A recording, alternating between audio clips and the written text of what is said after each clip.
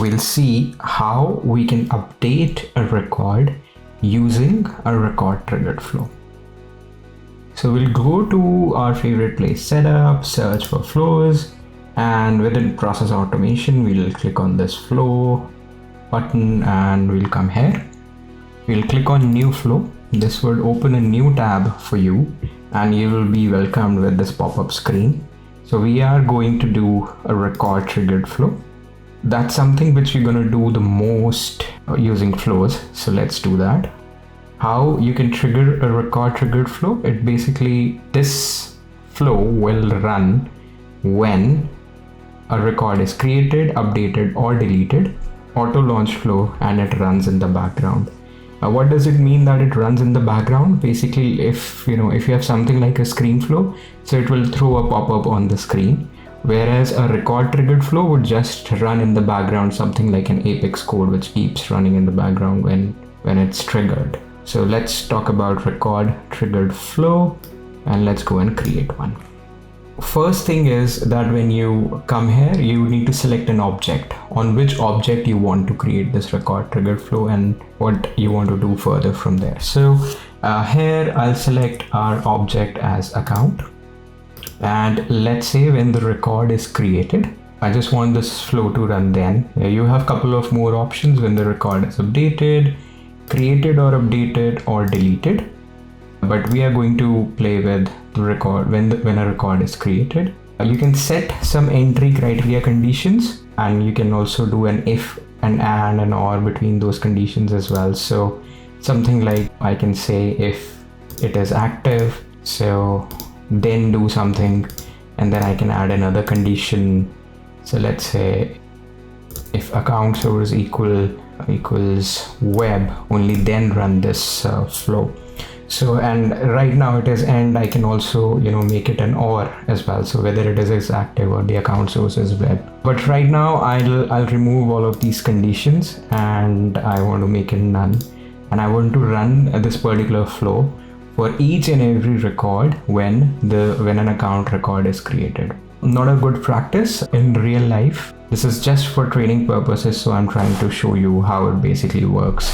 And then we have these two options. These are extremely important to understand when to use fast field update and when to use action and related records. What fast field updates are? So fast field updates basically mean that you are trying to update the same record which has been created or updated, and which record is making this flow run. That's when you use fast field updates, and it basically, as the name suggests, it will go and update the fields on that particular record which you want, which has basically make this flow run.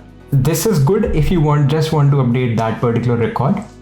But if you want to do something else like a related action, let's say you want to send out an email, you want to create a task, you want to create any other record, you want to update any other record, something like that.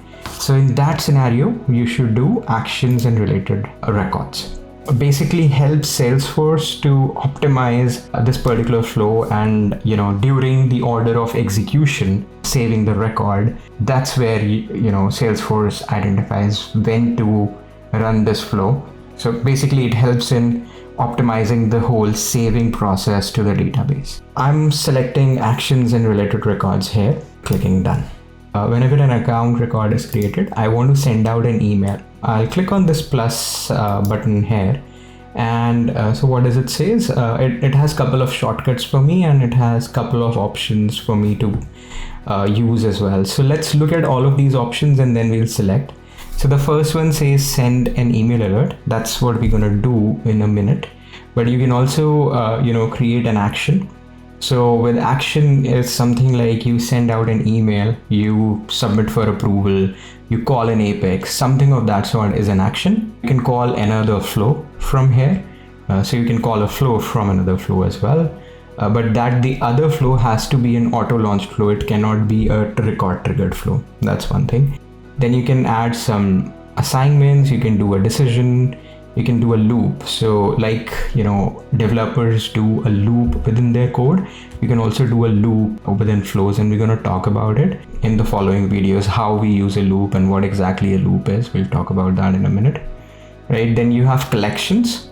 You can do that. You can create record, you can update a record, you can get more records into your flow, and then you can delete the records as well. So which we just saw in the pop-up as well. And that's the brilliance and the power of a flow, that you can also delete records. So this is really powerful. Workflows and process builders never gave you that option. If you want to delete something, then you had to use Apex code. There was no declarative tool to do it, but flows give you that option. So let's do our example. So whenever a record is created, we are going to send out an email.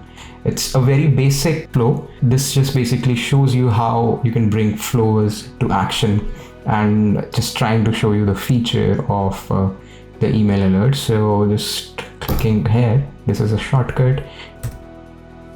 So we have come to core action, and we are saying send an email, and we are saying, let's call it a training email. We are just giving it a label.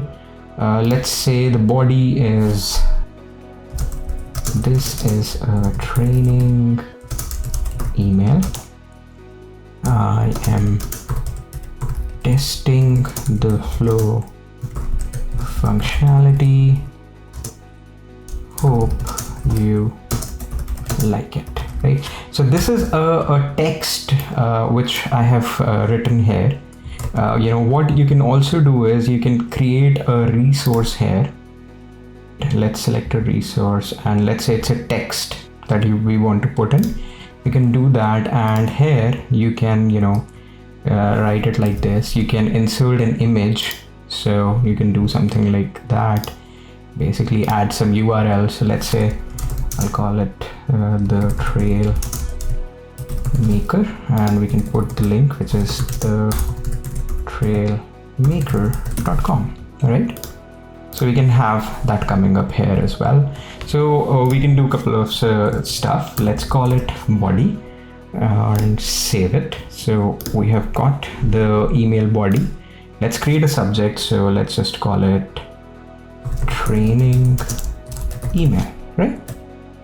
We want to send out an email, so you can create a collection, or you can enter the value as comma separated. So I'll just put my email address, and please hide it while you edit the video.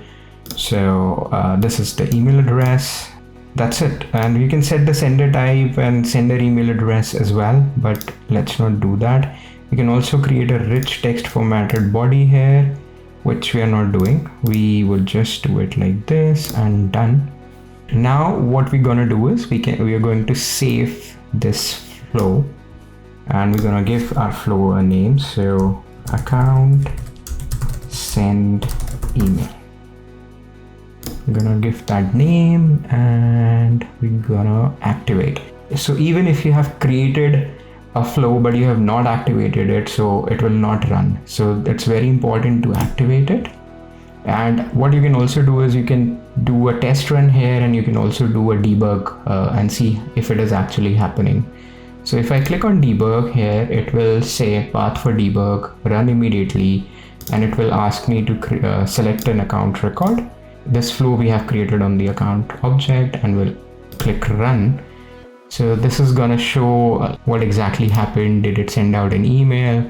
So it did try to send out the email, and then it rolled back all the actions because we did it as debug, and it also tells you how long this flow took to run. So like it took 0.71 seconds. Now the flow is active. Let's go to our account record.